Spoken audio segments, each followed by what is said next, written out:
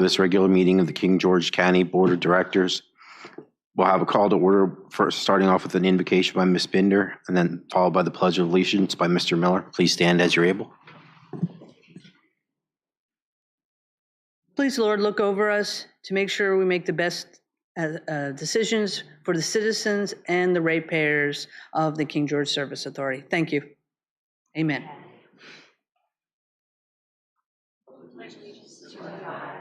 United States of America, to the republic for which it stands, one nation, under God, indivisible, with liberty and justice for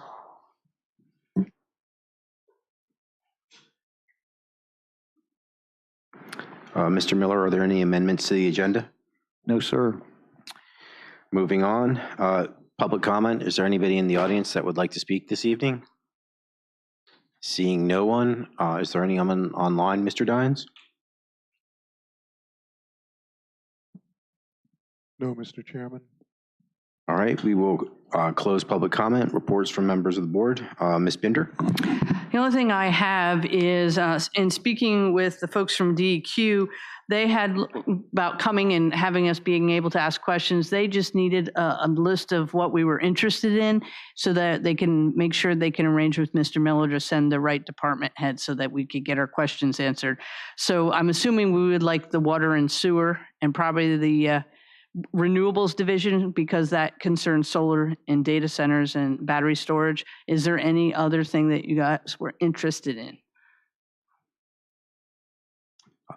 Not that I can think of. Somebody for the surface water.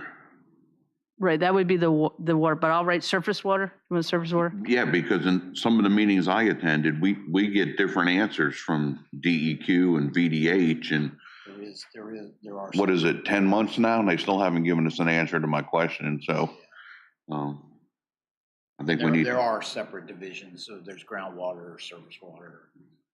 So we want specifically, sir, is there any other Yeah, groundwater, surface water. It might even be stormwater management. Since, stormwater, yeah. And then obviously sanitary sewer. wastewater? Okay. I'll pass that along, and then they will get with Mr. Miller to arrange when they can come and bring those folks. But they're very excited to come and do an educational session. Thank you. Ms. Cleveland?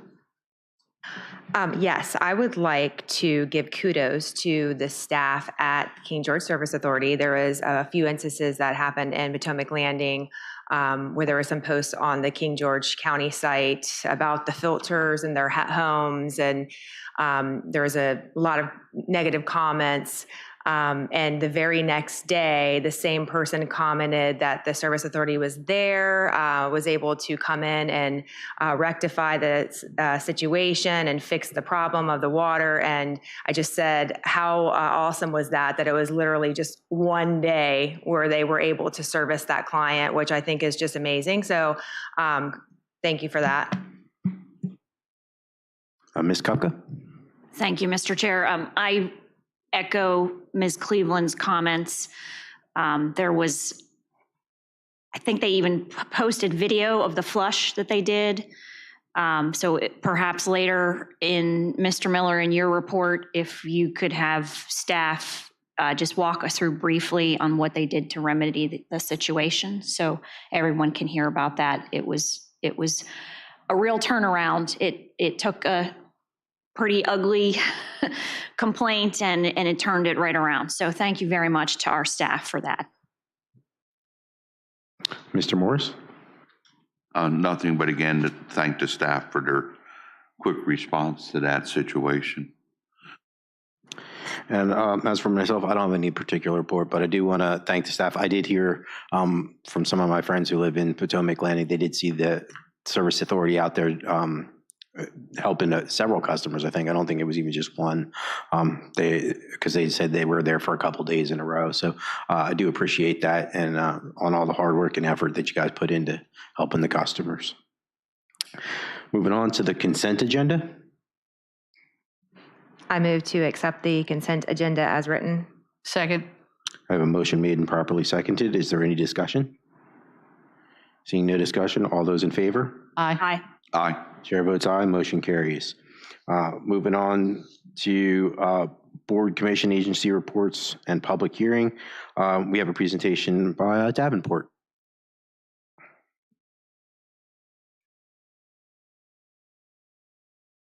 Mr. Chair, members of the Board of the Service Authority, nice to see you this evening. I think we up on the screen here, Mr. Dines? I'm going to hand out some hard copies here in a second as well.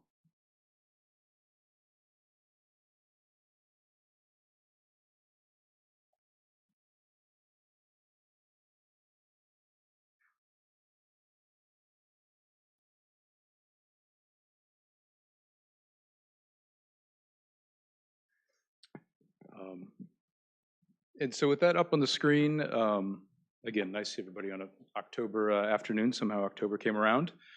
But what we have tonight is a little bit of maybe rehashing some topics we've talked about in the past, and I know have been sort of long discussed within the context of the Service Authority. And that really is this concept of, thank you, Mr. Dines, concept of taking the Service Authority, which is an independent water and sewer utility and has been for a long time, and thinking about bringing it under the umbrella of the county as a county utility department, and in doing so, making sure that the finances of the Service Authority are maintained and intact, and making sure that the finances and the credit ratings of the county are unimpacted by that process. And so we just wanted to bring a little bit of that forward, certainly answer any questions. I know by virtue of background, that's been a topic that you've been discussing. So we want to just give a little bit of background, talk about that, and then certainly answer any questions that you have in the context of everything that is going on with the county and the utility, which is a lot.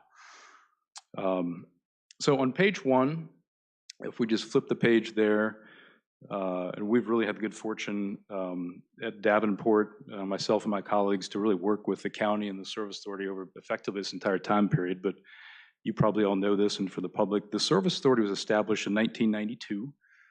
So we're about 30 years in the business of the water and sewer side of things.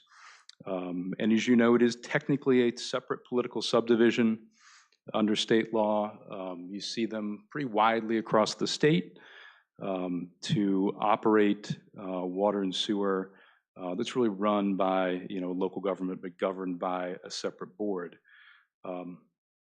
And so you see the composition of all that. I don't think I need to belabor this on page 1, so we can keep going. But as we get to page 2, get to a little bit more of the finances and the background. So when that utility, when our Service Authority was set up in the 90s, it was small, it was startup, it was a bunch of neighborhoods, as you know. And so to run that as a business, it required help from the general fund. It required help from the general fund for a bunch of years while it was call it a growing business, and one that was adapting to what was at the time a rural county in King George. We're still pretty rural, but growing. And so we just, in that 90s time period into the early 2000s, needed some of that support from the general fund to run the business, and I keep using that term business on purpose, to make sure that the water and sewer service could be maintained. You fast forward to the 2008-2009 time period, the great financial crisis of that time period, the Great Recession, some people call it. And by that time, the pressures on both the county and the Service Authority were great enough that a plan was developed to say, you know what, we really need to run this utility, meaning water and sewer business, just like a business, and make sure that the users of the system, and the system had grown a bunch by that time, the users of the system were able to pay for the system and thus take some of the pressure off of the county and its general fund, because there were so many other needs that the county was having to take on. And so that transition and that plan was done in and around 2008, 2009. And since that time, the water and sewer utility, the Service Authority, has been self-supporting. What we mean by that is that the users of the system, the revenues of the system, are able to pay for and cash flow the operations, well, the operations and the debt service of that Service Authority, which is, again, what we call a self-supporting enterprise. That's really the way you want to run any business, whether it's water and sewer, anything in that variety. And so we've had that track record of running the service authority as a fully self-supporting entity, as a fully self-supporting business for basically over a decade. So as we get to page 3, we've obviously been in this time period the last several years. There's a lot going on in King George County in terms of, call it, updating and modernizing a lot of how the water and sewer utility are operating. You're in the forefront of that. You're much more experts in that than we are. But that's involved certain things on the operational side of the house. It certainly involved making some big investments on the capital side of the house, some of that with grant funding, some of that with debt funding, some of that with cash funding. And so we've kind of worked through that time period where in the last 5 years been able to maintain the self-supporting nature, make sure the general fund is not supporting the water and sewer utility, keep it as a self-supporting business. And that, last plan was really sort of created and enacted about 2019 and continues until today. And so as we get to page 4, again, with a little bit of history, I kind of purposely went through that quickly. I think you on the board are obviously very much aware of that. As we get to page 4, we make a couple observations here. Where we stand, October 3rd of 2023, and thinking about the service authority, it is very intricately tied to the county and its future. So your economic development growth is going to be dependent upon a lot of different factors, but one of those is certainly the availability of water and sewer service. We know King George, as we do so well, you're going to continue to grow, certainly at the pace that the Board of Supervisors and you so determine.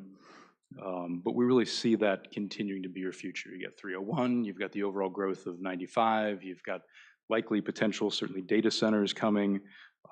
A lot of that is going to continue to grow and evolve probably in a pretty quick fashion, and you need to make sure you've got good water and sewer in order to support that kind of infrastructure investment.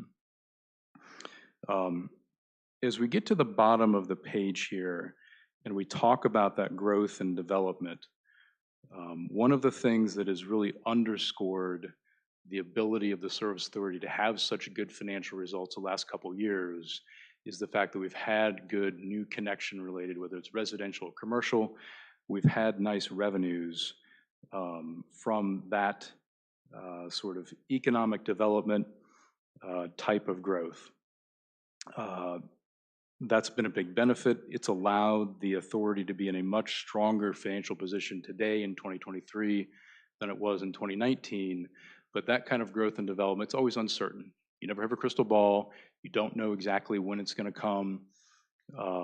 And so we always like to think about that separately from the way we think about our recurring, call it bi-monthly bills that everyone that's already a user is paying for when indeed they get those for purposes of water and sewer service. So again, as we think about the future of the service authority, one of the things we think about is what is the trajectory of the growth, how much certainty do we have in that, and how do we kind of build that into the plan. So as we get to page 5, we'll talk about a little more specificity here in terms of where we are and maybe where we may be heading. And as we said here at the top of the page, I think what we're really being asked to do right now in the continuum of everything that is evolving in King George is really be thinking about with you, what does the future of the service authority look like? And what does it really look like, whether it's a service authority or water or sewer utility, to make sure that you've got the water and sewer service that you need for the residents, to make sure that the county is insulated from a financial standpoint, and to make sure that you've got the capacity to continue to grow and make those investments into the future. So as you get to the middle of the page, and really thinking about, at least from our perspective, I know the county attorney certainly has greater expertise in this in terms of the legal side, but as we maybe think about and evaluate, if we as a county overall, and I use that term meaning the Board of Supervisors and the Board of the Service Authority, want to transition this from a service authority to a utility of the county. There's kind of 4 different areas here in the middle of the page that we would be thinking about and wanting to evaluate in terms of a plan. So the first of those, we said, day-to-day operations. Not our expertise, that's your expertise, working with Mr. Miller and others to make sure we can transition that. I think that probably works out just fine. The second, making sure that between the regulatory side of things, that all can kind of be worked through with the DEQs and the VDHs. The third is the legal side of things in terms of making sure this kind of gets into our bond documents, et cetera. Are we able to transition that from a service authority over to a county, which I'll just cut straight to the chase there and say we're able to do that. We've done some vetting of that. And the fourth aspect is on the financial and debt-related side of things. And this really, in fairness, is where we can probably offer the greatest amount of commentary tonight in terms of how do we really think about the finances, which includes the debt of our water and sewer utility in the context of whether it's a service authority or whether it's a county. And so we'll talk about that in the next couple pages. As we flip the page, so page number 6, just to give a little bit of history here. So from a financial standpoint, we mentioned this is really going back from 2014 to about 2022. So about the last 8 years of finances. You see your revenues, you see your expenditures, both in terms of the operations and the debt service. If you really take your eye to that graph, what you see is that from 2014 to about 2019, right before we reset that last plan, we had pretty thin margins in the service authority, but we're able to kind of make our way through. Mr. Dines, just flip back to that page if you don't mind. Able to cash flow that, again, without any support from the general fund.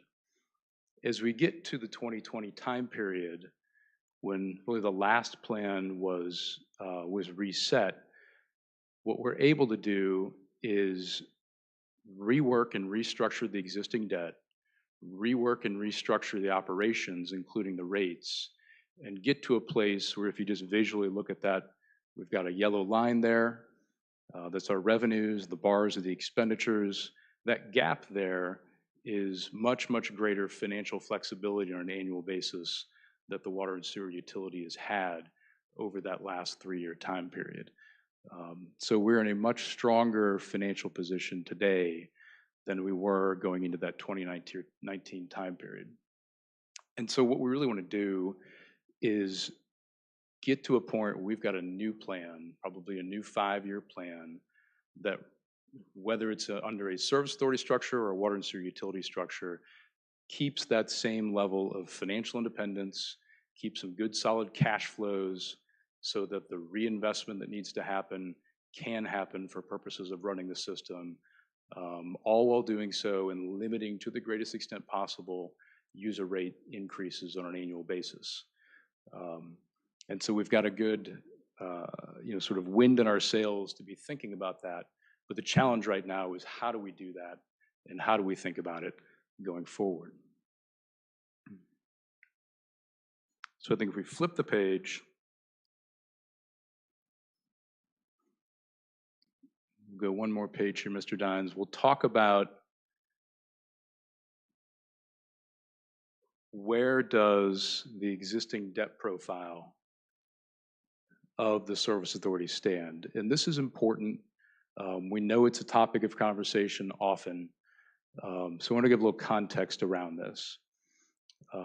So the service authority has debt outstanding, just like most, if not every, but most water and sewer utilities across the state, across the country. It's what we say a capital intensive business, meaning the majority of the business requires pipes and pumps and heavy equipment running all over the county, interconnected. Those types of things are expensive, and B, they last a long time. And so there are things that you would, absent other choices, want to go and borrow and pay for over time, which allows the users of the system to pay for over time. The parallel I might draw as we look at this slide is the existing service authority debt. It's a little bit analogous to your home mortgage. And so if you've owned a home at some point in your life, you probably purchased that with a mortgage. At various points, you may need to refinance that mortgage. You may have taken out a home equity loan to make some improvements. Might have had to rework the budget to make sure that you could fix the leaky roof or fix the air conditioning, et cetera. But really, at the end of the day, the house comes with the mortgage. In a perfect world, would you like to have the house and not the mortgage? Certainly. But for the majority of Americans, the house comes with the mortgage. The service authority, I think that is hopefully a decent parallel in terms of if we're going to have a water and sewer utility, it is going to need capital investment. A lot of that capital investment dollars comes from borrowings that are done over time. And so that's really what we have here. Currently outstanding, there's about $21 million plus or minus in terms of outstanding debt. You can see, if you look at that graph on the right-hand side, the structure of that debt, meaning the payments into the future. And what you see is it does gradually increase over the next couple of years. That's a byproduct, it's not an accident. Byproduct of that 2019 financial plan that really carved out some time for you as a water and sewer utility to grow your revenues, to kind of reset the operations of things, get to a point where the operations are modernized. We've been able to build fund balances and reserves. And so that's sort of worked. It has worked over that 2019 to now time period. And so now what we look at is we've got a couple of years where that debt service will continue to increase. It's about $1.5 million plus or minus. It'll go up to about $2.2 million over the next couple of years. All of this is fixed rate, so as the market moves and you see interest rates increase, our debt is set. It's not moving, but it is something we need to work into the planning of things. Importantly, the existing service authority debt, because it is entirely paid for and has been for a number of years by revenues of the water and sewer utility, this does not count against the debt capacity of the county. So I know I'm talking to the Service Authority Board right now, and certainly all residents of King George County, so you're interested in both. But for the public, et cetera, so long as the debt of the Service Authority is paid for by the revenues of the Service Authority, and it's not coming from the general fund, this doesn't count, so to speak, against our general fund ability to go do schools, to go do fire stations, to go do all the other things that the county and the Board of Supervisors have identified as priorities and are moving forward with. Very importantly, if the service authority were to cede and become a utility department of the county, that same situation can still exist. Meaning, if the service authority were brought underneath the umbrella of the county, this debt can be reworked, it can be brought under the umbrella of the county, but if it's done so in such a way that the revenues of the utility continue to pay for the operations and the debt service, and we're not sending money from the general fund to support the water and sewer utility, this debt in and of itself is not hindering, it's not counting against the county's ability to go do schools and fire stations and all the other things that have been identified as priorities and projects for purposes of the county. The service authority debt does have behind it, and I think would continue to have behind it, what's called a moral obligation of the county. And so again, use a personal finance corollary. What that really means is that first and foremost, the repayment mechanism of this debt is really from the revenues of the water and sewer utility. So that's first. If for some reason they're not sufficient, the county's moral obligation backing behind it really acts as kind of a cosigner on a loan. So again, use that personal finance corollary, no different than if maybe you wanted to go buy a house or buy a car or something of those varieties. Early in your adulthood, you didn't have quite the work history and the income to show to the bank, hey, I can do this by myself. Your parents might have co-signed on something like that. That's a similar setup to what currently exists with the service authority debt, and I think would continue to exist with a county utility, but can be done in such a way that the county utility would not be burdening the debt capacity of the county, again, to do the schools and the fire stations and the different aspects like that. So I'll pause there and see if there's any questions. I know this particular topic, as we talk about all these different things, tends to drive a lot of conversations, questions, et cetera. So I'll just see if there's any questions there from anyone on the board. I have a lot of questions, so if somebody else would like to go first. Okay, you ready?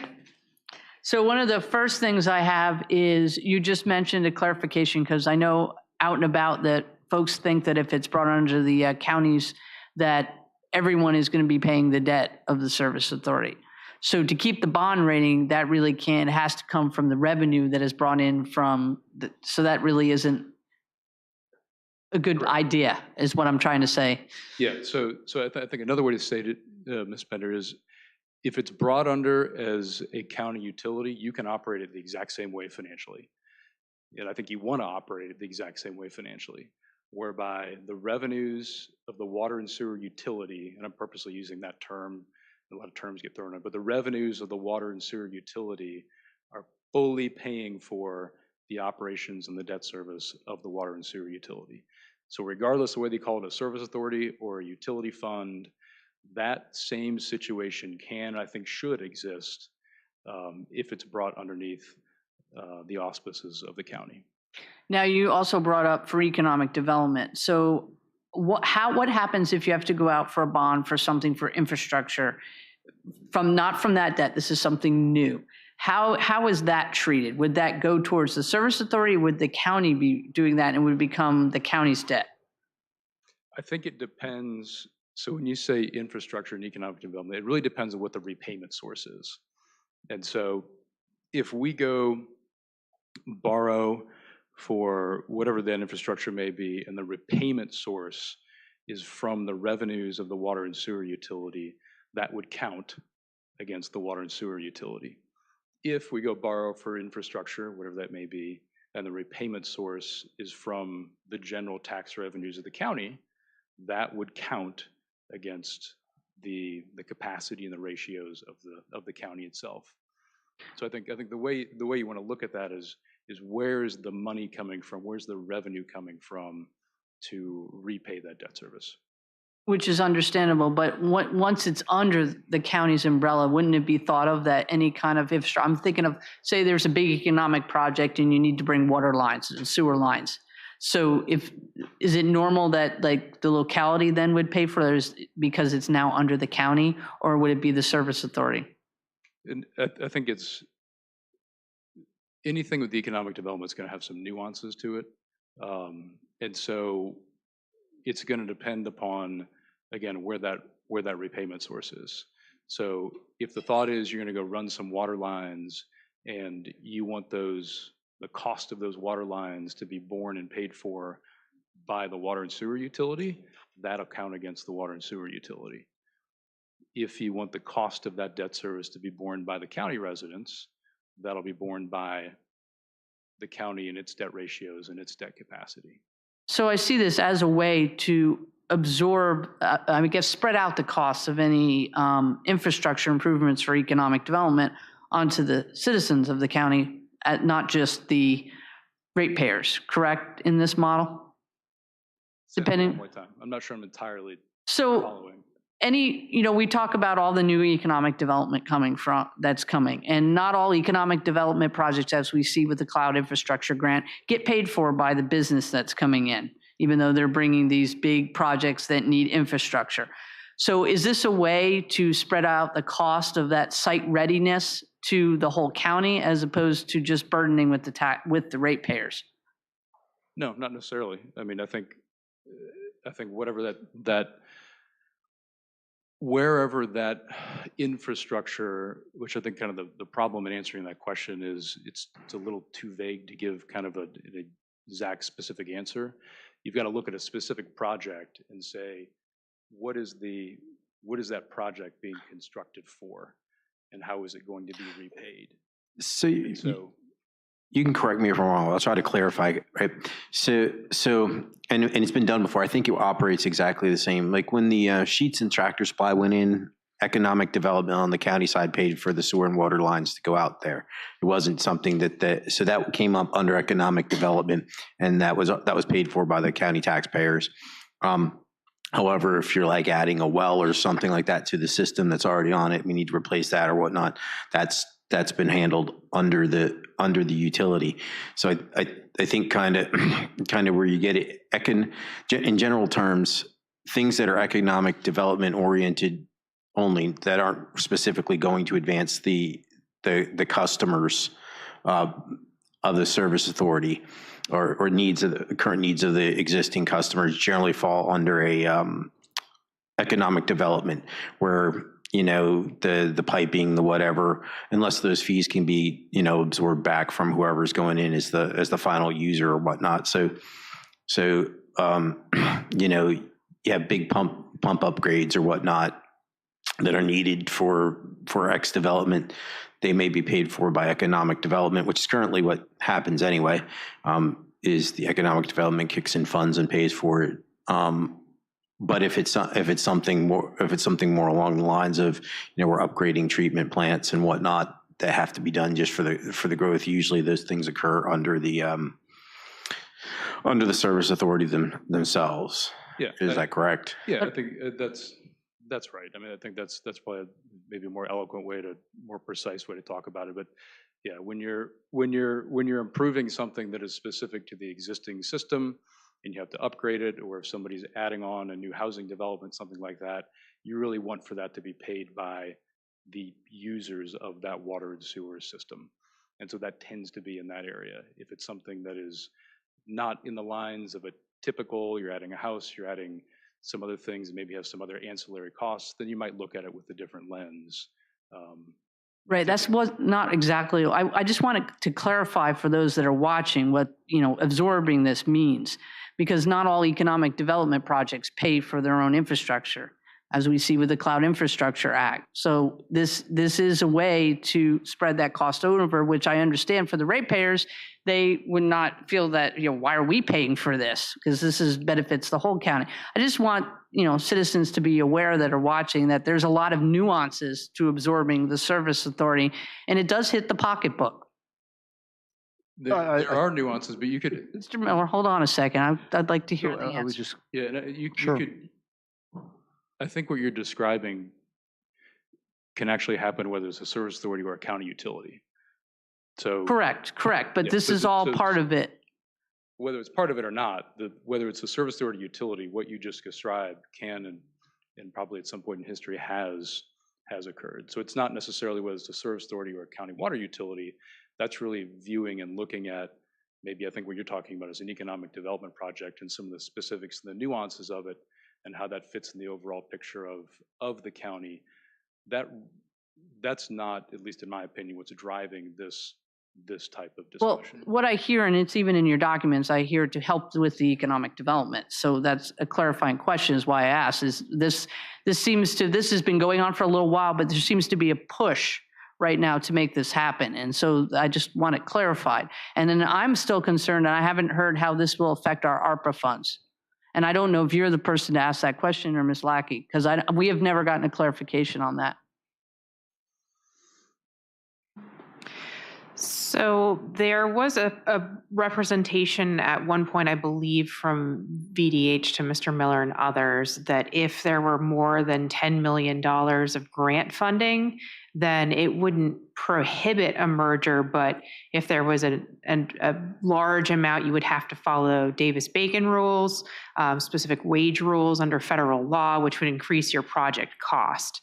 So when this discussion first came up maybe 2 years ago, that was kind of a deal breaker, so to speak, of we wanted to maximize our grant funds between the county and the service authority and not join them together. But subsequently, Ms. Hahn has looked at the issue and she has clarified that it's $10 million per project, regardless of who does the project. And in fact, the service authority has one or more projects that would be over 10 million. So there's probably going to be a project that will be subject to some of those federal contracting rules, whether or not there is a merger. But to my knowledge, there has not been any further representation by VDH or DEQ that there's a prohibition on a merger of the service authority and the county. Thank you for clarifying that. And then one of other questions don't really go to the finances, but so the employees that are of the service authorities, so how does that work when you bring it under, and that you might not be the one to ask that one either, but. I'm not the one to ask that. Mr. Miller, others. So I think I can answer this. I haven't talked around it a bunch, and Mr. Miller can jump in if he wants.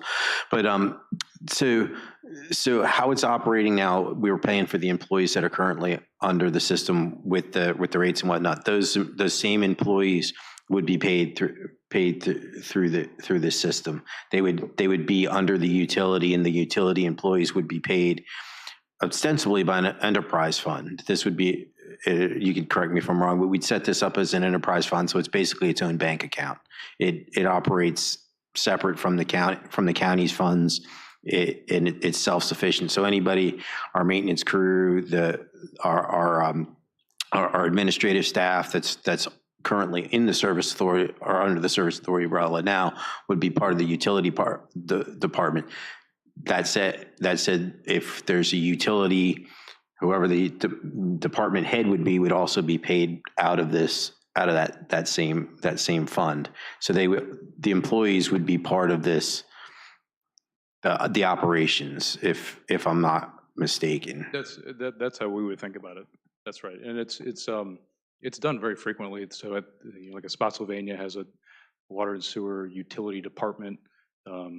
Henrico, Chesterfield, Richmond all have water and sewer utility departments that, if you go look at their audit, it's all accounted for very distinctly from the general fund and any of the other funds. So it really, and I'm probably oversimplifying a little bit, but I mean there is a widespread precedent in the Commonwealth to have a water and sewer utility enterprise fund is the correct term. That is fully accounted for, fully operated, separate from the general fund, operates under the board of supervisors as opposed to the board of directors of the service authority, but is still financially entirely independent of the general fund.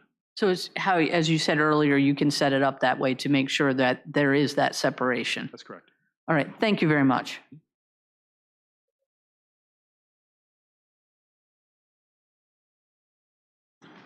Okay, I have a very weird scenario for you here. We've said that water and sewer funds would be separate, would not commingle with general funds, and we won't get any money from general fund. But can it go the other way? And the reason I bring this up, and we found this out, I believe it was 2008, at the state level, VDFP, fire programs, is totally funded by the insurance industry. They get no funds from the General Assembly. But under some state regulation, the governor can take 10% of VDFP's budget. And there was somewhere else where money was taken from from an outside source into the state's general fund. And unfortunately, I'm drawing a blank right now as to who it was, but I mean, obviously, we're not in a position now, but down the road, hopefully, you know, we're growing to the point we start making nice revenue. Is there a possibility of them saying, oh, EMS billing, that's the other one I was going to think of. By state law, all EMS billing has to go through into general fund before it can be dispersed.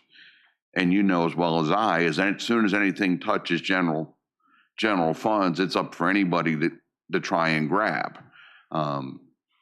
So my question is there a way to protect the water and sewer assets funds from being grabbed by general funds? Yeah, is there a way to protect it? There definitely is.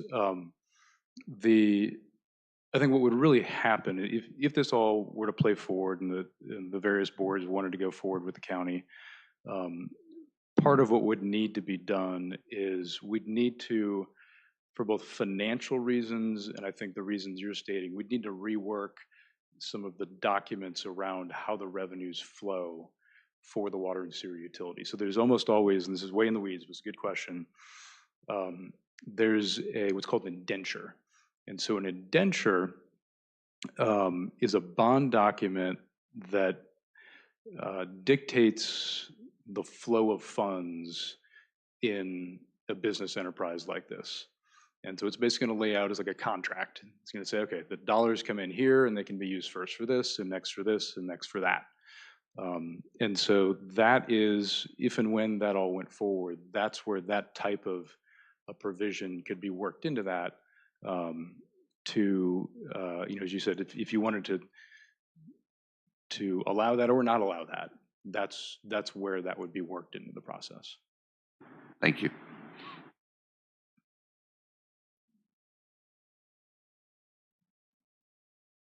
Any other questions? Okay. I think we just have a couple others, and we can certainly, you know, wrap up or answer anything else you have. But I think if we flip the page to page 8, maybe zoom out there just a little bit. I'll try not to rehash too much here on page 8, but if indeed this, again, were to go forward and the board wanted to do this, it's common to have a water and sewer utility that is fully self-supporting under the umbrella of the county and accounted for as an enterprise fund. Very much commonplace. As long as we don't have those general fund transfers to support that utility, the debt is not a hindrance on the county. And I think, obviously, knowing how much the county is going on, school needs, et cetera, we want to make sure that continues to be the case. And so we're very much aware of that. Uses the system, continue to pay for the system as we get to nuances, things of that variety. I think Mr. Morris brings up a good question, which is when you really get into the details of this, there's ways to build in specific provisions to either allow or not allow certain transfers to the extent that's you know, some details that need to be worked through in the future. As we talk about the debt, we've talked a fair amount about that. There is an ability to look at that existing $21 million in the context of all the other capital infrastructure that has been identified as needing to be done, in the context of the fact that we know we've got a bunch of grant funds, and to really re-look at both the existing debt structure, how the CIP is funded, what the revenues and expenditures look like, what the rates and charges are. I think this could be a great opportunity for this utility to take a full, fresh look on rates and charges, make sure they're fair and reasonable, make sure that the rate structure, the tiers, make sure they're industry standard in good shape. Relook at the debt structure, make sure that makes sense in the context of how much has evolved in the last 5 years, knowing that we have a lot of investment to make, but also knowing we've got a bunch of grant dollars. And so it really provides, I think, an opportunity to take a fresh look and get a good restart on all those different areas, all while not hindering and burdening the general fund in the process of doing that. So lastly, on page 9, we've got a couple next steps here, but really this is entirely up to you as a county at large. And we basically said there over the fall, I think what our plan would be, and really whether it's a service authority or utility, I think this is a good time to be doing this regardless, is first go look at what our capital requirements are for the water and sewer system. They've grown over time. We've got VDH and DEQ mandated things. We've got very nice grant dollars, but go relook at how all those puzzle pieces fit together and get a good new 5-year plan going. I think that's sort of step one, at least from our standpoint. By the fall, obviously, I think Donna's over my right shoulder somewhere. As we get a couple months in, we'll know how we're doing in terms of the finances, year end 23. We'll know what the middle of the year looks like. That's a good measuring point as you think about next year's budget. So really getting to winter 2024, getting a good new, at least 5-year snapshot of what we think that whole trajectory looks like for the water and sewer system. And do that over the winter time such that by the time you get to spring and summer, you can start enacting some of these things. Whether it be reworking the debt, whether it be transitioning from a service authority to utility. If it's now October, I think between now and call it the beginning of next fiscal year, there'll be a bunch of work to be done, but that is kind of how maybe we would think about that process playing out. So hopefully, Mr. Chair, that was helpful, and happy to answer any questions that you have. I want to say I thank you for the first part, the fall 2023 part, because I think we do really need to have a list of what our real needs are and down to what, would be nice. And I think a strategic plan is in there too that we really need to have for the service authority, especially to move it under a county utility. That needs to all be, because of its history, needs all to be planned out. So I do appreciate. But I want to add one caveat on there. I know 2 years ago we did a water supply plan. I think that needs to even be updated because data campus was not in the water supply plan. It might have been a data center, but not a data campus. Thank you. Yeah. I don't disagree with the water supply, but also DEQ's throwing a lot of wrenches in that water supply plan that weren't apparent a couple years ago. I do really appreciate you making this presentation. I just want to kind of reiterate for the general public who may not have been or listened to the special meeting we had with the supervisors.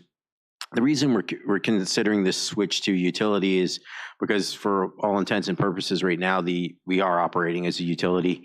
In theory, if we were a separate entity, we would have our own HR, our own finance department, our own procurement, whatnot. Every single thing is run through the county. Ms. Hahn does our finances, procurement does our purchasing, and they put out the bids or requests for proposals for all the major things that we do. HR helps us staff. They find the staffing. They help us coordinate all that. Literally, and Mr. Miller's been our interim general manager. So right now, the county's pretty much operating everything other than there's no utility in name. There's a small separation, and it's being looked at it from as the county grows. This is my personal statement, but as the county grows, having the utility, I just think the utility is an advantage. We aren't going to get big enough fast enough to be a separate entity operating on its own, being able to purchase land, do things, so a la maybe Prince William, who's very, very large, has a lot of customers.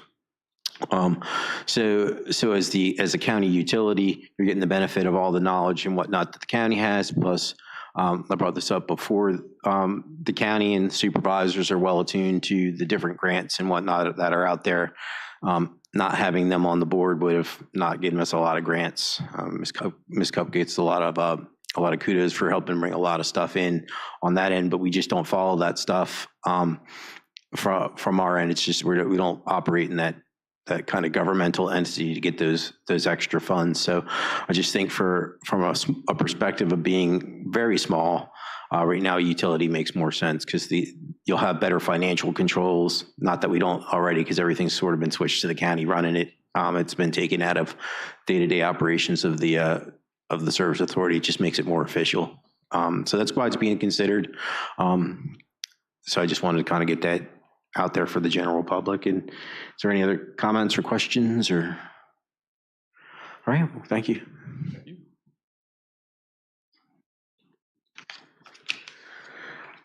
Seeing as we have no action items, just some discussion items. Ms. Lackey discussing the draft resolution. Yes, so in your agenda packet, there is a proposed resolution. The recommendation of Mr. Parker was just to have a discussion on the drafting of that resolution this evening without an expectation that you necessarily, voted up or down tonight. So I'm happy to take comments and questions about the drafting. The recitals kind of just state the history, the relevant history. And then in pertinent part, Virginia statute requires, in order for the dissolution of a water and wastewater authority, that there be resolutions, and a resolution has to originate from this board of directors, and then the board of supervisors would need to confirm by their own separate resolution that either it's impracticable to keep running the organization as a separate entity for whatever reason, or that it is absorbed entirely by another entity. So in this case, it would be a recognition of, kind of as Mr. Parker was describing, that for a lot of purposes, there's functions of the service authority that are already performed by the county. So it's relatively impracticable to continue operating as a separate entity from the county. But the request also to the Board of Supervisors, in addition to concurring that there should be the dissolution of the service authority, would be that the board of directors would also, a majority of the board of directors would need to be willing to accept the remaining functions of the service authority that are not being performed by the county. There's an additional provision that directs the county administrator to develop a transition plan and to work with the county attorney and financial consultants on that. And to eventually, assuming there is action by the Board of Supervisors, and I just say assuming for purposes of moving forward, I'm not assuming anything that they're going to act in a certain way. But should they choose to concur in that, the goal would be to have a full dissolution by June 30th to match with the fiscal year. Now that's a little bit ambitious. It would definitely need action very shortly by both boards. That date's likely to slip if we don't get action by the boards, and it's perfectly understandable if you need to take more time and consideration.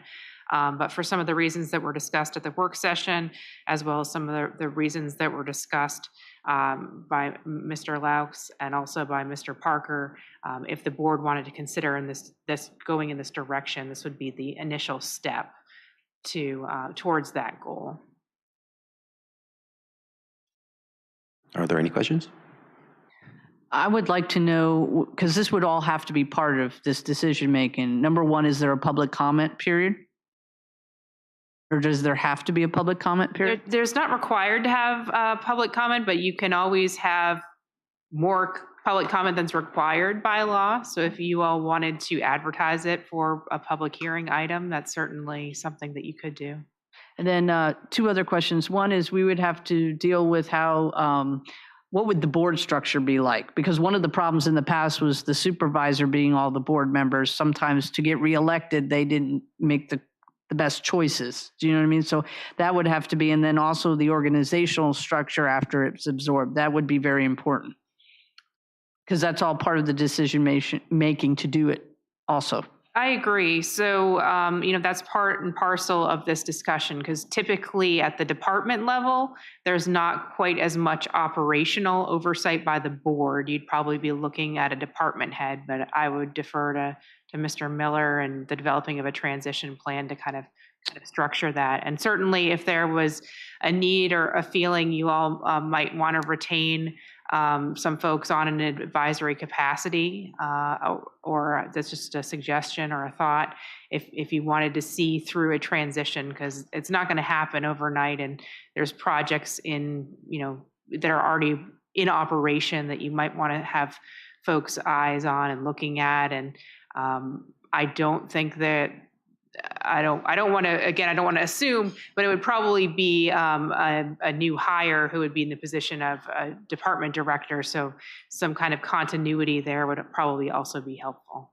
Because that was one thing we need, that structure for oversight. But, and the question just went right out of my head. But I think Ms. Cleveland has one, and I think I'll remember it by the time Ms. Cleveland's done. Yeah, I was just going to make a comment and just ask the board members, considering that we've been thinking about this and talking about this for 2 years now, would it be acceptable to have it as an action item on our next agenda? That's sort of the plan.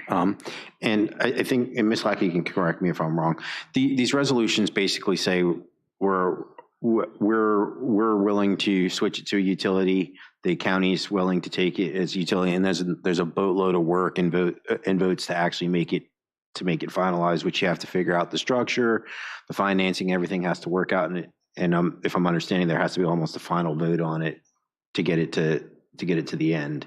Or am I misinterpreting something?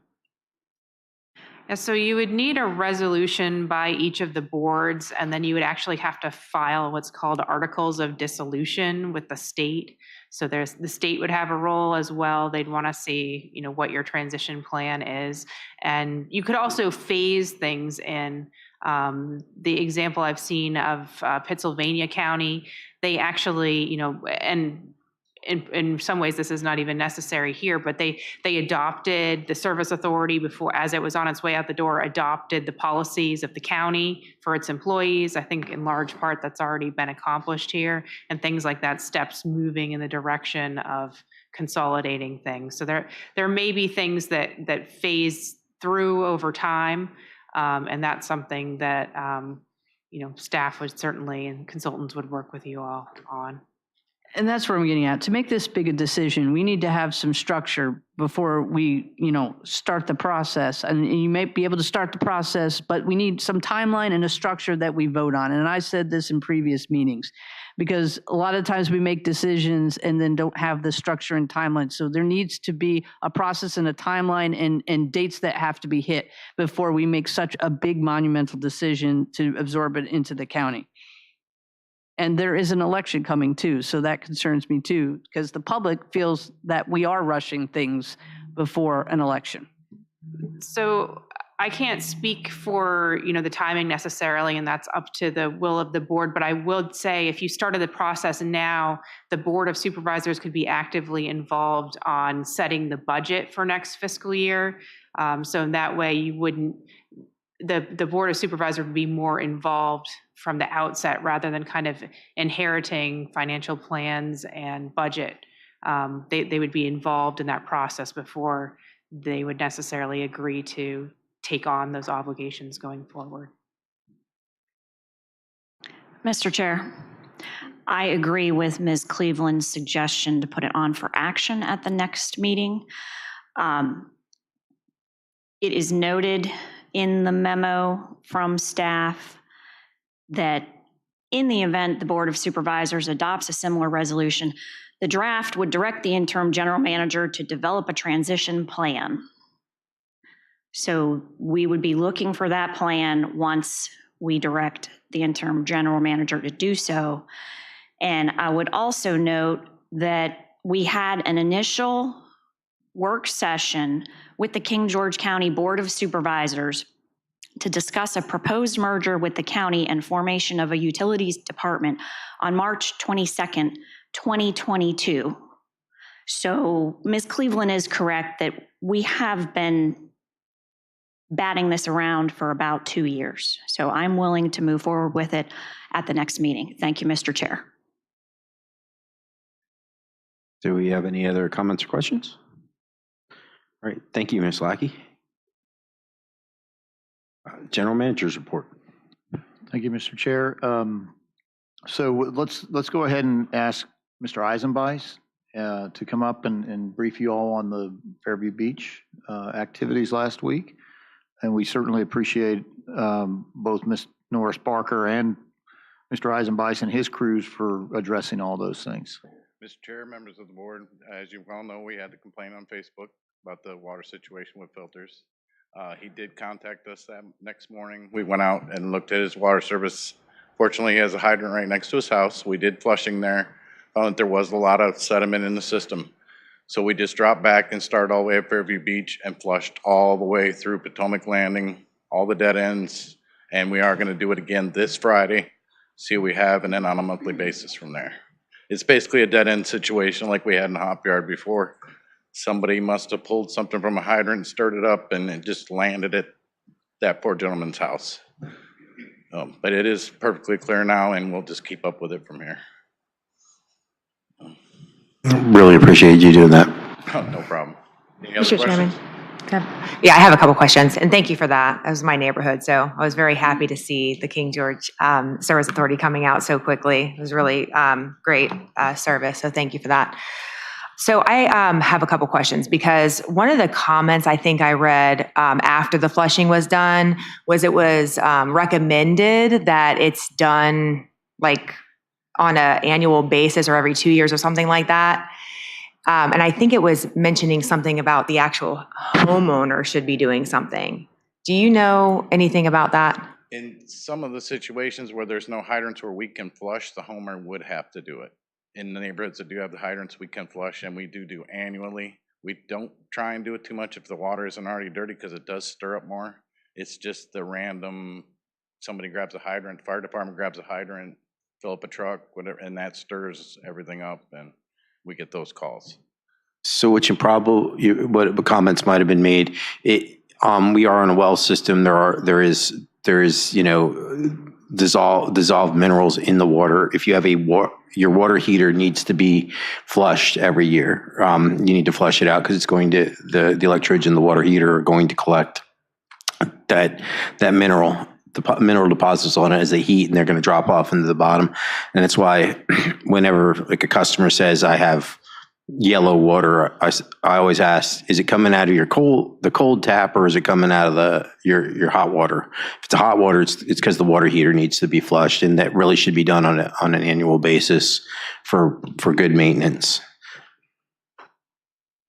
If I could also ask you to do a brief on some of the concerns that people had maybe down in the Dahlgren, where we have a tank that's going offline, and people were, I guess, giving you information about leaking water tanks. We have started a slow drain of the Monmouth Tower, because we're going to rehab that in a few weeks, and it's going to be about a 6-week process. So we started a slow drain of that so it doesn't all hit the wastewater plant at one time and overwhelm them. So we have had some contact from some clients about we're wasting water and such, but that tower is completely shut off and we're draining what's in there. And we will just keep comments coming, and there's not much we can do about it. Just it's a dribble. So, but we did have a comment over the weekend that we were wasting water. So.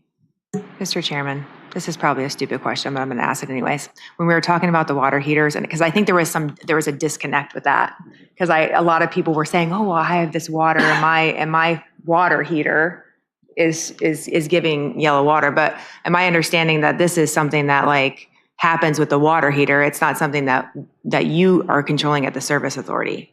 Well, there is minerals in the water, as he said, which we do transfer in the system. And there's iron and manganese, and that ends up in the house and usually catches in the hot water here due to the heating elements and such. But it's pretty normal, though. It's a normal thing. Yeah. It's a common thing to flush annually of the hot water heater. Yeah, okay. I just wanted to make sure that I understood that correctly and that people understand that, because I think there was a disconnect, and they were sort of saying that it was the water system doing that, but really in reality, it's the water heater that's causing that. Well, it's to be less technical, it's where you get your water. So if we're on a groundwater system, and groundwater has lots of dissolved minerals, so they don't hurt you. They're actually good for you in many cases. But whenever you heat something, they come out onto those heating elements, and then they flake off. If you're more used to surface water, where things is kind of sedimented out and there's less mineralogy in the surface water, say like up in Stafford, you don't have to probably clean your hot water heater nearly as often. You may never clean it and never have the issue. It's just we're on a groundwater system. Groundwater has a lot more minerals in it than surface water does. And just because of the way things work, the hot water elements will dissolve out or bake out those minerals, and then it causes eventually the water to become yellow, brownish color, and you have to drain it, flush it once a year. But it's whether you're on our system or you have a well here in the county, you really should flush your water heater once a year on well water.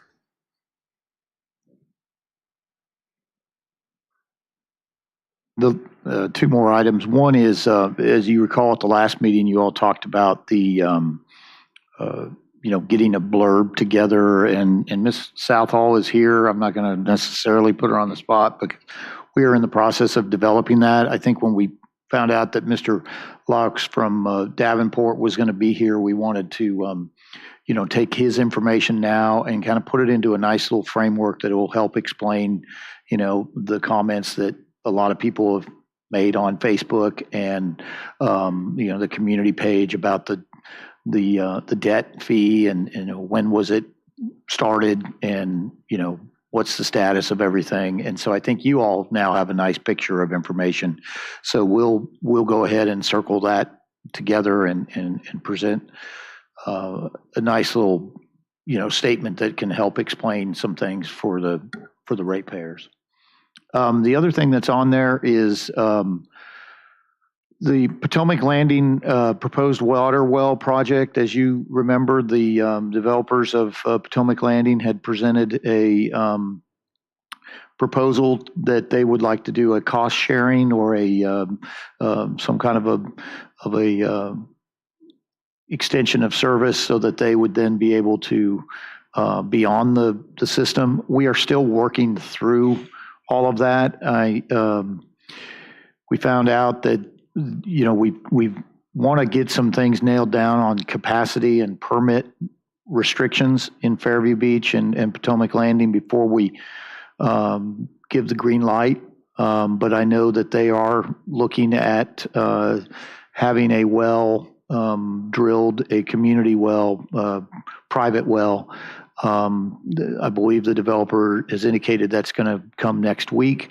And so we have been in conversations with their engineers, and we indicated that that might be the best course of their action at this time while we still work with the regulatory agencies, DEQ and VDH, on exactly how we can proceed with this. Like I said, we ran into some hiccups that Bryce Young has been working with this project on, and before we wanted to give a green light, we wanted to get some things resolved. So very much a project that's still a great opportunity to expand the service of the system, but we just need to get nailed down some things. The other thing is just to point out a couple of meeting notes. So your next meeting is not until the 14th of November. The 17th of October, so that's not on there. But I would note there's only one meeting in November, and that is the 14th, as November 7th is Election Day. And so there is just one meeting in November. And let me see, I think that is, there is a document that, a couple documents there. There's some small print document that's for the Fredericksburg, for the Freelance Star. That is the notice of the opening of the permit public comment for Hop Yard wastewater plant. We just wanted to show you, this is something that the folks with DEQ do. That's another item. It should be up there. It should be in your packet. I'm sorry. But that is a notice so that is now active. And if you're interested in making comments about the Hop Yard wastewater treatment facility, then you're able to go on the DEQ website and make a comment and get that to them. The other thing I would point out is that Ms. Norris Barker had forwarded to us the exchange. There's some more revenue that's coming into the county on the exchange. And I think I'm probably going to have to give you a little bit more of which individual plants, wastewater plants this applies to, unless Ms. Norris Barker can answer them right here, right now, but we might, in the course of brevity, just go ahead and give you a little report that we can send out to you all. But it is money that, we put these up we participate in the exchange. Some people bought some of our credits, and so they pay us. And so there is some revenue that's coming back to the Service Authority. That's it. Are there any questions for Mr. Miller? All right, seeing no questions, looking for a motion. I move that we adjourn to Tuesday, October 17th at 2023 at 5:30 in the boardroom. Second. I have a motion made and properly seconded. Is there any discussion? All those in favor? Aye. Aye. Chair votes aye. Motion carries. We are adjourned to Tuesday, October 17, 2023 at 5:30 PM here in the boardroom.